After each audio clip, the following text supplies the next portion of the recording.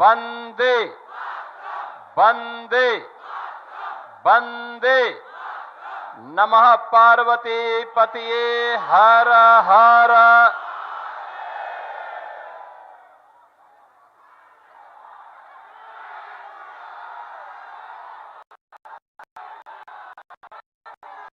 Bharatiya Janata party के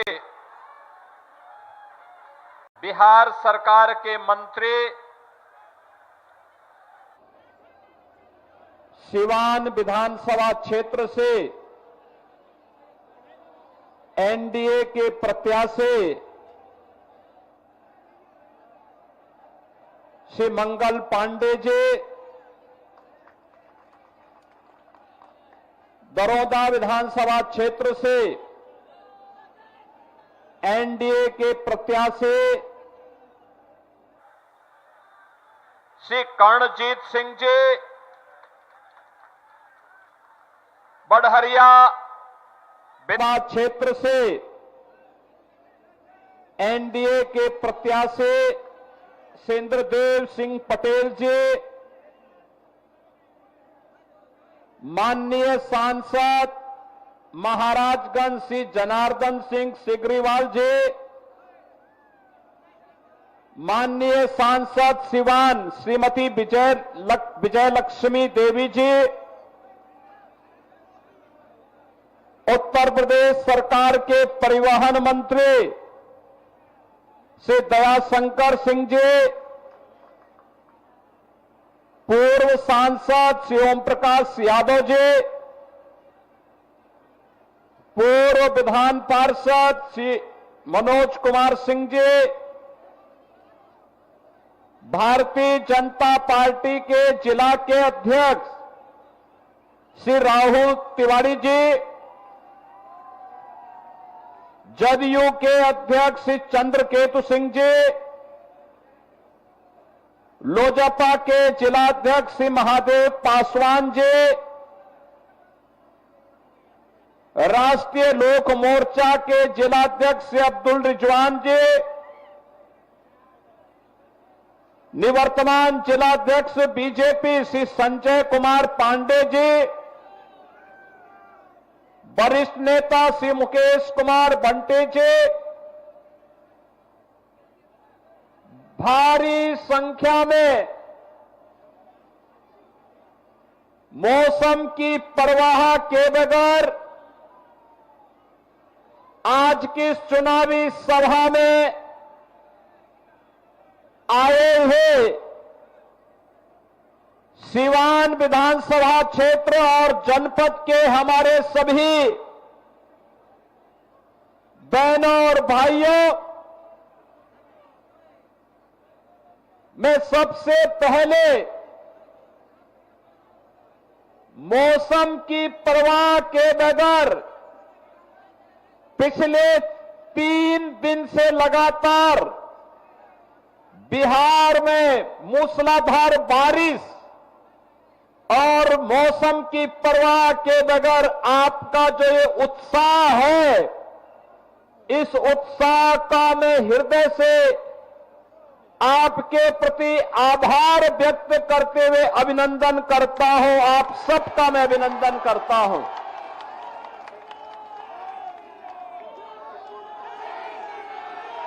बहनों और भाइयों, मैं परसों रघुनाथपुर में आया था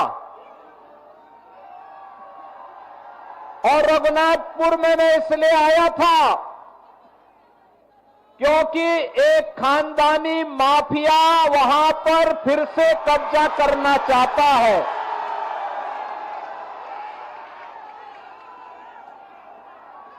उत्तर प्रदेश में तो हमने बुलडोजर से रौंद रौंद करके इन माफियाओं की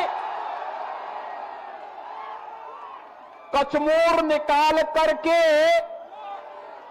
उत्तर प्रदेश की धरती से जहन्नुम के रास्ते उनके खोल दिए हैं।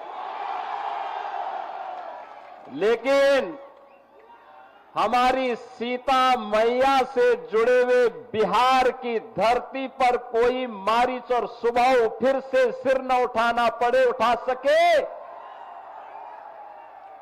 लेकिन जब मैं उस दिन आ रहा था तो बड़ी बारिश शुरू हो गई थी और मैं सोचता था कि कोई सभा में होगा नहीं, लेकिन रघुनाथपुर की सभा में वहां के युवाओं की, यहां के नागरिकों की, यहां के अन्नदाता किसानों की, यहां की माताओं बहनों के उत्साह को देख करके मैं कह सकता था कि सिवान की सभा में उससे भी बड़ा सैलाब आने वाला है। और मुझे विश्वास था। और मैं जब लखनऊ से आज प्रातः चला तो लोगों ने कहा कि सिवान में लोग नहीं आएंगे। मैंने कहा देखो, मेरे आने के पहले 50,000 की भीड़ वहां पहुंच चुकी होगी, इसकी चिंता मत करो, वह बिहार है।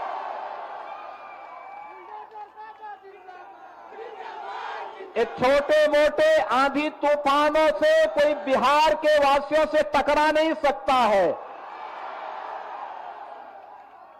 बिहार का नौजवान देश और दुनिया के अंदर जहां कहीं गया है, उसकी बुद्धि, उसकी मेधा का लोहा सबने माना है। लेकिन अब समय आ गया है, समय आ गया है। पिछले 20 वर्ष में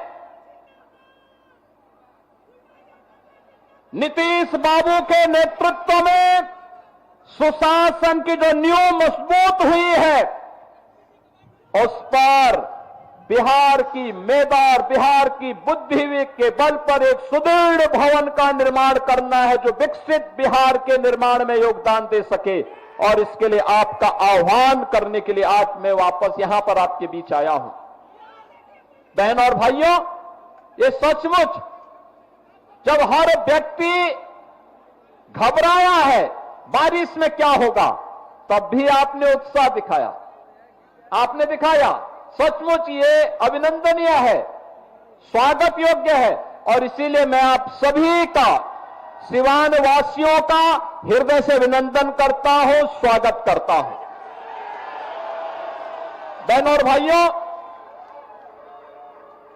आपने देखा होगा कहीं कोई मजमा लगता है ना, तो मजमा में बहुत सारे लोग आ चुके होते हैं। अपने अपने तरीके से वे वहां पर लोगों की आंखों में धूल झोंकने का काम करते हैं। लेकिन याद रखना, जिन लोगों ने बिहार के सामने पहचान का संकट खड़ा किया था, जिन लोगों के कारण सिवान वासी भय और दहशत के माहौल में जीने के लिए मजबूर हुए थे, उन लोगों को दोबारा बिहार में वापस आने नहीं देना है, किसी भी हालत में नहीं आने देना है। ये लड़ाई केवल सत्ता प्राप्त करने की लड़ाई नहीं, बिहार की अस्मिता की लड़ाई है। बिहार के आन मान और शान को, बिहार के गौरवशाली परंपरा को पुनर्प्रतिष्ठा प्रदान करने की लड़ाई है। और बिहार को फिर से उस स्वर्ण युग की ओर लेके जाने की लड़ाई है, जिस बिहार ने केवल बिहार को ही नहीं, भारत को स्वर्ण युग की ओर ले जाने का काम कराया था। उस युग का स्मरण कराता हुआ पूरा भारत गौरव की अनुभूति करता है। बहनों और भाइयों, हम लोग तो बार बार कहते हैं, भारत विकसित होगा तब जब बिहार विकसित होगा। और बिहार जब विकसित होगा, भारत को विकसित होने से कोई ताकत दुनिया की नहीं रोक सकती है। बिहार ने करके दिखाया। इसी बिहार की माटी के सपूत चंद्रगुप्त मौर्य और चाणक्य की जोड़ी ने बिहार को ही नहीं, भारत के स्वर्ण युग के याद को दुनिया के सामने भारत का डंका बजाया था। कहते हैं दुनिया की अर्थव्यवस्था में उस समय भारत का योगदान 40% हुआ करता था। चंद्रगुप्त मौर्य के समय, चाणक्य के समय, शौर्य और पराक्रम चंद्रगुप्त मौर्य का, बुद्धि और मेधा और मार्गदर्शन चाणक्य का, और बिहार भारत को विकसित भारत के रूप में, दुनिया के सिरमौर के रूप में, सोने की चिड़िया के रूप में दुनिया के सामने प्रस्तुत किया था। यही बिहार प्रस्तुत किया था, यही पटना, यही पाटलिपुत्र किया था। लेकिन पहले कांग्रेस ने, पहले ब्रिटिशर ने, विदेशी आक्रांताओं ने, जिन लोगों ने नालंदा का विश्वविद्यालय तोड़ा और ध्वस्त किया, उनके वर्तमान के वंशज भी राजनीतिक इस्लाम की मंशा के साथ फिर से आकर के यहां पर विकास को बाधित करके स्वयं के विकास करने के लिए एक मिशन के रूप में काम कर रहे हैं। ब्रिटिशर ने यहां के कारीगर और हस्तशिल्पियों के कारोबार को समाप्त किया, अन्नदाता किसानों को भूखों मरने के लिए पलायन करने के लिए मजबूर किया, और अंग्रेजों के वारिस के रूप में कांग्रेस ने उसी ब्रिटिश परंपरा का अनुसरण करते हुए पूरे बिहार के सामने पहले एक संकट खड़ा किया, बिहार के विकास को बाधित किया। और बहनों और भाइयों, जो बचा खुचा था, उस बचे खुचे को बाकी तो आरजेडी ने पूरा करके रख दिया। आप याद करिए, आरजेडी के समय बिहार के अंदर अपराध और अपहरण एक उद्योग बन चुका था। आरजेडी के समय बिहार के अंदर किस प्रकार की अराजकता थी, किस प्रकार की गुंडागिर्दी थी, परिवारवाद किस कदर हावी होकर के एक ही परिवार और नातेदार रिश्तेदार पूरे बिहार को रौंदने का कार्य कर रहे थे, बिहार के नौजवानों के सामने पहचान का संकट खड़ा कर रहे थे, और मानव तो दूर पशुओं का भी चारा हजम करके पूरे बिहार के नौजवानों के सामने भीषण संकट खड़ा कर दिए थे। बहनों और भाइयों, ये भारत आभारी है प्रधानमंत्री मोदी जी का। एक गरीब के घर में पैदा होने वाला और सामान्य नागरिक के रूप में अपनी दिनचर्या को आगे बढ़ाने वाले नरेंद्र भाई मोदी जी ने 2014 में भारत को नेतृत्व देना प्रारंभ किया। आज आप देखते होंगे देश के अंदर 80 करोड़ लोगों को फ्री में राशन, 50 करोड़ लोगों को आयुष्मान भारत में निःशुल्क स्वास्थ्य की बीमा का कवर, 12 करोड़ गरीबों के घर में शौचालय, 45 करोड़ गरीबों के बैंक में खाता खुलवा करके, चाहे वह जीविका बहनें हो, वृद्धावस्था पेंशन हो, निराश्रित महिला पेंशन हो, दिव्यांग जन की पेंशन हो, या अनुसूचित जाति, जनजाति और पिछड़ी जाति के बच्चों की स्कॉलरशिप, ये सीधे एक क्लिक करके सीधे उनके अकाउंट में डलवाने का काम अगर किसी ने किया है, एनडीए की, बीजेपी और जदयू की इस सरकार ने प्रधानमंत्री मोदी जी के नेतृत्व में, उनके मार्गदर्शन में, नीतीश बाबू के नेतृत्व में काम बिहार के अंदर हो रहा है। बहनों और भाइयों, 4 करोड़ गरीबों के मकान बन गए, और मोदी जी ने तो कहा है हर गरीब के सिर को ढकने के लिए छत देंगे। ये काम कांग्रेस ने क्यों नहीं किया? ये काम आरजेडी ने 15 वर्षों में क्यों नहीं किया? मोदी जी ने 11 वर्ष में करके दिखा दिया। बहनों और भाइयों, आज जो ये लोग इंडी गठबंधन के रूप में आपके सामने आ रहे हैं, ये लोग विरासत को गाली देते हैं, विकास को बाधित करते हैं और गरीबों के कल्याण के लिए चल रही इन योजनाओं में फिर से डकैती डालने का और उसे हजम करने की रणनीति के तहत ये लोग सत्ता में काबिज होना चाहते हैं। याद करना, अगर कांग्रेस और आरजेडी जीतती है तो गरीब के राशन को ये सबसे पहले बंद करके हजम कर डालेंगे। नौजवानों की नौकरी के इस नाम पर ये लोग नौकरी तो नहीं देंगे, नौकरी के नाम पर आपकी जमीन को भी हजम कर डालेंगे।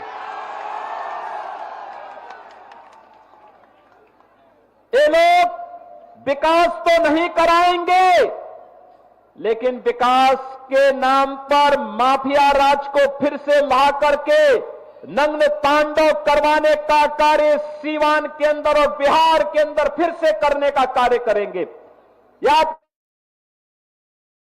उत्तर प्रदेश के अंदर हर पेशेवर अपराधी और माफिया समाजवादी पार्टी का शागिर्द है, ऐसे ही बिहार के अंदर भी हर पेशेवर माफिया और अपराधी आरजेडी और कांग्रेस का शागिर्द है। इनको पनपने नहीं देना है, कतई पनपने नहीं देना है, आगे नहीं बढ़ने देना है, क्योंकि आप इनको जब भी आगे बढ़ने का अवसर देंगे, बहनों और भाइयों, ये गरीब के हक पे डकैती डालेंगे। बहन और बेटियों की सुरक्षा पर ये लोग सेंध लगाएंगे,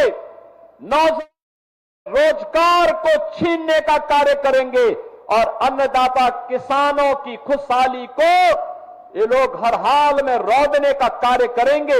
इनको किसी भी स्थिति में आने नहीं देना है और इसके लिए मैं आप सभी सिवान के अपने बहन और भाइयों का आह्वान करने के लिए आज लखनऊ से विशेष रूप से आया हूं। बहनों और भाइयों, मैं तो आपसे पूछना चाहता हूं, मैं आपसे पूछना चाहता हूं, ये कांग्रेस के लोग, ये कांग्रेस और आरजेडी के लोग, ये वही लोग हैं जिन्होंने भगवान राम की रथ यात्रा को रोकने का काम किया था। ये वही लोग हैं जिन्हें भगवान राम और भगवान कृष्ण की विरासत पर गौरव की अनुभूति नहीं होती, जिन्हें बुद्ध की परंपरा पर गौरव की अनुभूति नहीं होती, जो लोग डॉक्टर राजेंद्र प्रसाद जी का, जिन लोगों ने डॉक्टर राजेंद्र प्रसाद जी का, लौह पुरुष सरदार वल्लभ भाई पटेल जी का, बाबा साहब डॉक्टर भीमराव अंबेडकर जी का, लोकनायक जयप्रकाश नारायण जी का और कर्पूरी ठाकुर जी का जिन लोगों ने अपमान किया हो, वे कांग्रेस के लोग। आज आवश्यकता पड़ती है कैसे इन लोगों ने बिहार के ही पुत्र से सीताराम केसरी को अपमानित किया था। यही तो कांग्रेस है। कैसे जेपी के सपनों को आरजेडी ने धूल दूषित करने का काम किया था, किससे छुपा हुआ नहीं। बहनों और भाइयों, राजेंद्र बाबू जब सोमनाथ के मंदिर के पुनरुद्धार के लिए जा रहे थे, कांग्रेस के उस समय के प्रधानमंत्री पंडित जवाहरलाल नेहरू ने कहा मत जाओ। उन्होंने कहा सोमनाथ के मंदिर के लिए, उन्होंने कहा नहीं, नहीं जाना है, मंदिर का पुनरुद्धार नहीं होना है। राजेंद्र बाबू ने कहा कि मैं बिहार में जन्मा हूं और सोमनाथ भारत के गौरव का प्रतीक है, पहला द्वादश ज्योतिर्लिंगों में पहला ज्योतिर्लिंग है। आवश्यकता पड़ेगी अपने पद से इस्तीफा दूंगा, लेकिन सोमनाथ के मंदिर के पुनरुद्धार कार्यक्रम में जरूर जाऊंगा। यह है बिहार। और बिहार ने साबित कर दिया, बिहार ने साबित कर दिया कि जिन लोगों ने राम मंदिर के रथ को रोका था, जिन लोगों ने सुप्रीम कोर्ट में एफिडेविट दाखिल करके कहा था कि राम काल्पनिक है, बिहार की जनता ने उनको खारिज किया और प्रधानमंत्री मोदी जी के नेतृत्व में आज अयोध्या में भव्य राम मंदिर का निर्माण हो गया है। आज आप अयोध्या जाएंगे, कितना सुंदर मंदिर बना है, दुनिया का सुंदरतम मंदिर, सुंदरतम मंदिर, सबसे भव्य मंदिर। और अगर अयोध्या में भगवान राम का मंदिर बन रहा है तो सीतामढ़ी में मां जानकी का भी भव्य मंदिर का निर्माण ये एनडीए की, बीजेपी की सरकार करवा रही है। बहनों और भाइयों, बहनों और भाइयों, भगवान राम मां जानकी को लेकर के जिस मार्ग से अयोध्या गए थे, उस मार्ग को भी ये एनडीए की सरकार राम जानकी मार्ग के रूप में बना रही है। 6155 करोड़ रुपए दे दिए हैं, कार्य युद्ध स्तर पर चल रहा है। अब बिहार अपनी पहचान के लिए मोहताज नहीं है। अब बिहार के अंदर कनेक्टिविटी है, सड़क की कनेक्टिविटी है, रेलवे की कनेक्टिविटी है, मेट्रो की बेहतर पब्लिक ट्रांसपोर्ट की सुविधा आ रही है, एयर कनेक्टिविटी है और इनलैंड वाटरवे की सुविधा भी अब बिहार के अंदर तेजी के साथ विकसित हुई है। अब बिहार के अंदर स्कूल बन रहे हैं, कॉलेजेस बन रहे हैं, इंजीनियरिंग कॉलेजेस बन रहे हैं, मेडिकल कॉलेजेस बन रहे हैं। अब अन्नदाता किसान को किसान सम्मान निधि का लाभ मिलता है, गरीब को राशन मिलता है, आजीविका बहनें ड्रोन दीदी बन करके आर्थिक स्वावलंबन के मार्ग पर अग्रसर हो रही हैं और 75 लाख बहनों को आर्थिक स्वावलंबन की ओर अग्रसर करने के लिए नीतीश बाबू के नेतृत्व में उन्हें पहली किस्त जारी हो गई है। बहनों और भाइयों, ये एनडीए है, बोलता कम है, करके दिखाता है। ये झूठे वायदे नहीं करता, पहले करता है फिर बोलता है। हमने कहा था ना कि रामलला हम आएंगे, मंदिर वहीं बनाएंगे, हो गया ना। एनडीए ने कहा था ना यूपी में कि आएंगे, माफिया राज यूपी का समाप्त करेंगे, दंगे फसाद समाप्त करेंगे। बहनों और भाइयों, 8.5 वर्ष में एक भी दंगा नहीं हुआ और अगर किसी ने दंगा करने का साहस किया तो उसको तो जेल के अंदर ठोसा ही, उनकी पूरी प्रॉपर्टी भी कब्जे में लेकर के गरीबों के आवास बना दिए गए।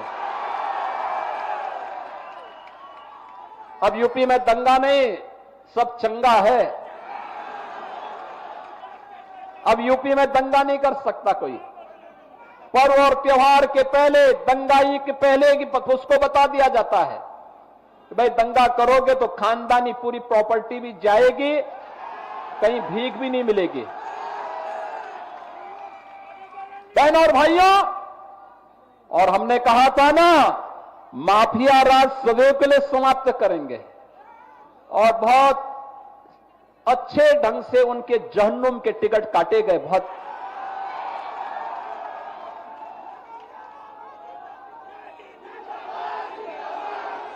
बिहार उस दिशा में आगे बढ़ रहा है। बहनों और भाइयों, एनडीए की सरकार जो बोलती है वो करके दिखाती है। हर प्रकार की सुविधा हर गरीब के लिए, हर गांव के लिए, हर किसान के लिए, हर नौजवान के लिए, हर बहन और बेटी के लिए, और इसके लिए प्रधानमंत्री मोदी जी के नेतृत्व में 11 वर्ष में एक भारत श्रेष्ठ भारत की तर्ज पर पूरे भारत को और विकसित भारत बनाने की दिशा में जो कार्य प्रारंभ हुए हैं, विकसित भारत के लिए जो मैंने कहा, विकसित बिहार चाहिए और विकसित बिहार के लिए एनडीए की सरकार फिर से चाहिए। और इसके लिए आप सभी का आह्वान है। 8 विधानसभा क्षेत्र हैं सीवान जनपद में, और रघुनाथपुर के उत्साह को देख करके तो मैं कह सकता हूं कि रघुनाथपुर में तो लोगों ने कह दिया कि खानदानी माफिया को फिर से नहीं आने देना है। और मैं कह सकता हूं कि सीवान की सभा को भारी बरसात के बावजूद मैं कह सकता हूं कि सीवान की जनता ने तय कर दिया है कि सीवान के साथ साथ जितनी भी हमारी विधानसभाएं हैं, दरोदा है, बढ़हरिया है और अन्य 8 विधानसभाओं में एनडीए का परचम लहराएगा, इंडी गठबंधन गर्त में जाएगा। इनका झूठ और फरेब अब नहीं चलने वाला है। फिर से नीतीश बाबू के नेतृत्व में, प्रधानमंत्री मोदी जी के मार्गदर्शन में बिहार के अंदर एनडीए की सरकार को हमें बनाना है और एक सुशासन की सुदृढ़ नींव पर विकसित बिहार की परिकल्पना को साकार करना है। क्या आप सहमत हैं? बिहार विकसित होना चाहिए ना? विकसित बिहार के लिए सहमत हैं? इस सड़क के इस पार के लोग क्या आप नहीं चाहते क्या? घर के ऊपर, छत के ऊपर, इधर जो नौजवान खड़े हैं पीछे, इधर भी काफी दूर तक है। विकसित बिहार चाहते हैं ना? विकसित बिहार चाहिए ना? तो विकसित बिहार के लिए एनडीए के प्रत्याशियों को जिताना पड़ेगा। एनडीए के प्रत्याशी बीजेपी के हो, जेडीयू के हो, लोग जन